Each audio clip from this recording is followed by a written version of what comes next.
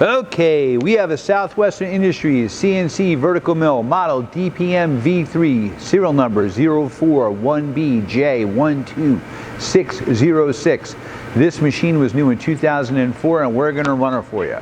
Machine has a ProtoTrack Southwestern Industries VM control with a programmable spindle speed up to 5,000 RPM. Right now we're running at a lower RPM, 500, 1500, 2500 RPM. You have a 40 taper spindle with a torque right air actuated power drawbar.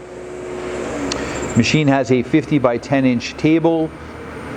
He's running it with a digital hand wheel on the X. You have 30 inches of X travel or longitudinal travel, 17 of cross,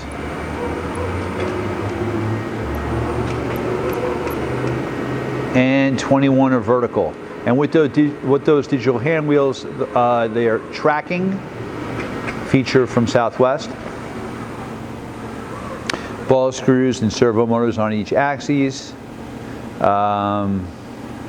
Machine has a 5 horsepower inverter drive motor for the spindle. Hey, thank you for watching our video.